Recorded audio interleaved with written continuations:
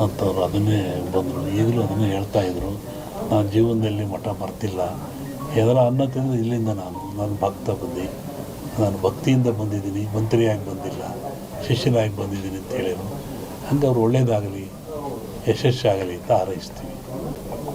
ಸಂಕ್ರಾಂತಿ ಕಳೆದ ಮೇಲೆ ಒಂದು ಯೋಗ ಇದ್ದಂಗೆ ಕಾಣಿದೆ. ಇವರಿಗೆ ಅಂತಲ್ಲ, ರಾಜ್ಯ ಮಟ್ಟದಲ್ಲಿ ಒಂದು ಉನ್ನತ ಯೋಗ ಅವಕಾಶ ಇದೆ. ಹೋಗಿದ್ದಾನಲ್ಲ, ಅದು ರಾಜ್ಯದ ಮಟ್ಟದ್ದು.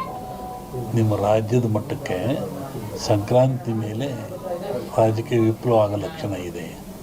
ನಾನು ಮೊದಲೇ ಹೇಳಿದ್ದು, ಯುದ್ಧಗಳಾಗ್ತದೆ, ಜಲಪ್ರಳಯವಾಗ್ತದೆ, ವಾಯುಪ್ರಳಯ ಆಗ್ತದೆ, ಭೂಪ್ರಳಯವಾಗ್ತದೆ, ಎಲ್ಲ ಜನ ಸಾಯ್ತಾರೆ, ಆಕ್ರಮಣ ಹೆಚ್ಚಾಗ್ತವೆ, ಮೇಘ ಸ್ಫೋಟ ಆಗ್ತದೆ ಅಂತ ಹೇಳಿದ್ದೆ ನಾನು. ಇನ್ನೂ ಒಂದು ಮೇಘ ಸ್ಫೋಟ ಆಗೋದ್ರಿದೆ. ಊಹಿಸಲಾರದ ಒಂದು ದುಃಖ ಈ ಭಾರತಕ್ಕೆ ಬರ್ತದೆ. ಪ್ರಕೃತಿದತ್ತವಾಗಿ ಆಗ್ತದೆ ಮೇಘ ಸ್ಫೋಟ. ಅದನ್ನು ಹೇಳಿದ್ದೆ ಮನೆಯಲ್ಲೂ ಹೇಳಿದ್ದೆ ನಾನು ಮನೆಯಲ್ಲಿ.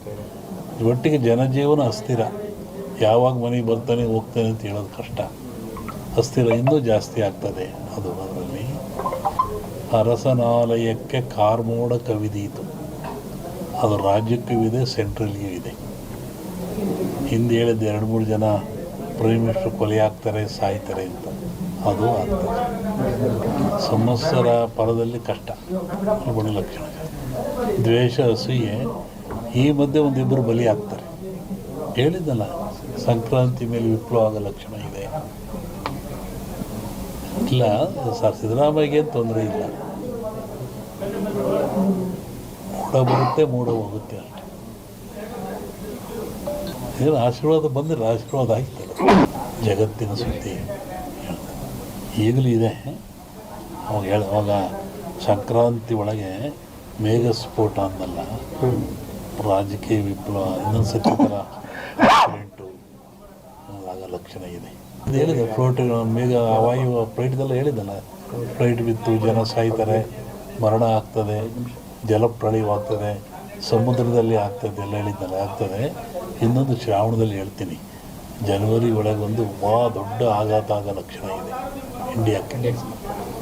ಸೂಳೆಯ ಮಗನುಟ್ಟಿ, ಇದನ್ನು ಇಟ್ಕೊಂಡಿದ್ವಿ, ಪರಿಹಾರ ಮುಂದೆ ಹೇಳ್ತೀನಿ.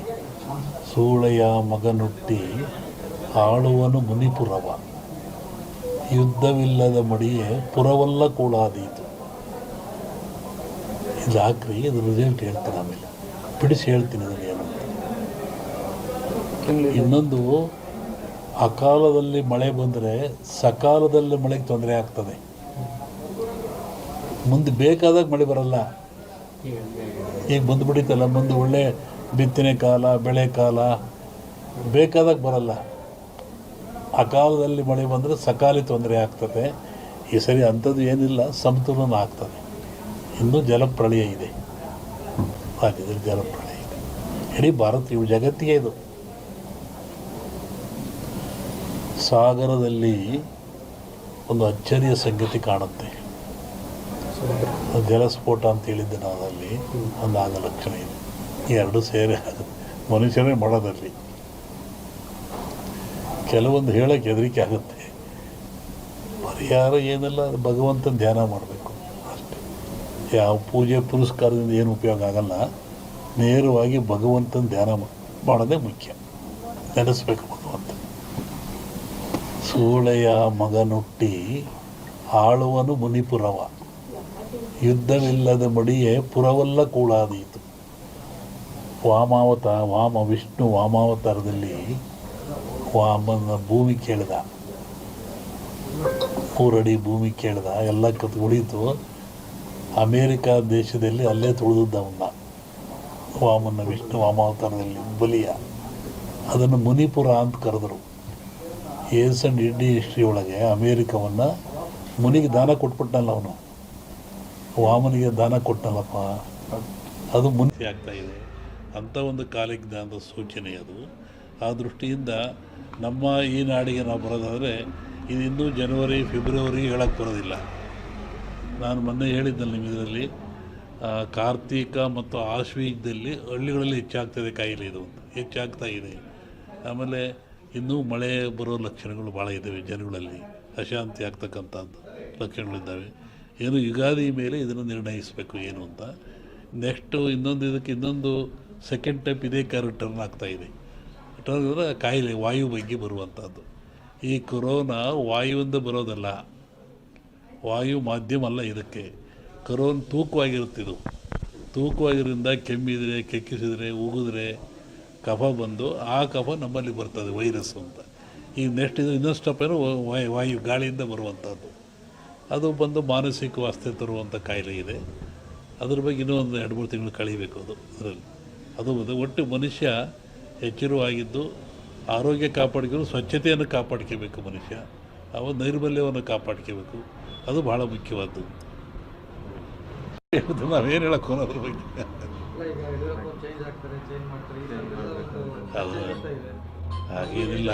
ಮೊನ್ನೆ ಗ್ರಹಣಗಳು ಎಲ್ಲ ಬಂತಲ್ಲ, ಇದು ಭಾರತ ಕಂಡ ಜಗತ್ತಿನಾದ್ಯಂತ ಇದರ ಭವಿಷ್ಯ ಅಂದರೆ ರಾಜಕೀಯ ವಿಪ್ಲವ ಅಂತದೆ. ಅಮೇರಿಕಾದಲ್ಲಾಯಿತು, ಮತ್ತು ಎಲ್ಲ ಕಡೆ ರಟ್ಲಾಗ್ತಾ ಇದೆ. ರಾಜಕೀಯ ವರ್ಗದ ಬಗ್ಗೆ ವಿಪ್ಲವ ಅಂತ ಹೇಳ್ತಾರೆ.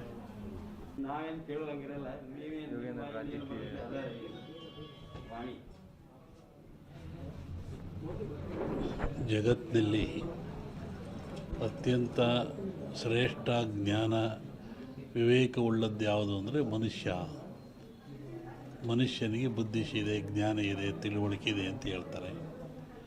ಅಂಥ ಮನುಷ್ಯ ಆಗಾಗ ಅಜ್ಞಾನಕ್ಕೊಳಪಟ್ಟರೆ, ಅವಿವೇಕಕ್ಕೊಳಪಟ್ಟರೆ, ತನ್ನ ಆಚಾರ ವಿಚಾರಗಳನ್ನು ಕಳ್ಕೊಂಡ್ರೆ ಅಂತಹ ಮನುಷ್ಯ ಎಚ್ಚರಿಕೆಗಾಗಿ ಜಗತ್ತಿನಲ್ಲಿ ಕಾಲದಿಂದ ಅನೇಕ ರೋಗಗಳು ಬರ್ತಾಯಿದ್ದಾವೆ, ಕಾಯಿಲೆಗಳು ಬರ್ತಾಯಿದ್ದಾವೆ. ಈ ಬರುವಂಥ ಕಾಯಿಲೆಗಳು ಮನುಷ್ಯನಿಗೆ ತಿಳುವಳಿಕೆ, ಜ್ಞಾನ, ವಿವೇಕ ಮೂಡಿಸ್ತಕ್ಕಂಥದ್ದು. ಹಾಗೆ ಈಗಲೂ ಬಂದಿರತಕ್ಕಂಥದ್ದು ಕೊರೋನಾ ಅಂತೇಳಿ. ಈ ಕೊರೋನಾ ಎನ್ನತಕ್ಕಂಥ ಕಾಯಿಲೆ ಇದೇನು ಹೊಸ್ತೇನಲ್ಲ, ಇದು ಹಳೆಯ ಕಾಯಿಲೆ. ಹಿಂದಿನ ಕಾಲದಿಂದಲೂ ಜನರಲ್ಲಿ ಗಂಟ್ಲು ಬೇನೆ, ಗಂಟಲು ರೋಗ ಅಂತ ಕರಿತಾಯಿದ್ರು. ಅದು ಬಂದದ್ದು 2 ದಿನಕ್ಕೆ ಸತ್ತೋಗ್ತಾಯಿದ್ದು ಮನುಷ್ಯ. ಶ್ವಾಸಕೋಶಕ್ಕೆ, ಗಂಟ್ಲಿಗೆ ಬರುವಂಥ ಕಾಯಿಲೆ. ಇದು ಯಾತ್ರಿಂದ ಬರುತ್ತೆ ಅಂತ ನಾವು ಸ್ವಲ್ಪ ಯೋಚನೆ ಮಾಡಿದರೆ, ಸ್ವಚ್ಛತೆಯನ್ನು ಮನುಷ್ಯ ಕಳ್ಕೊಳ್ತಾ ಇದ್ದಾನೆ. ಆರೋಗ್ಯ ಅಂದರೆ ಸ್ವಚ್ಛತೆ ಅಂತ.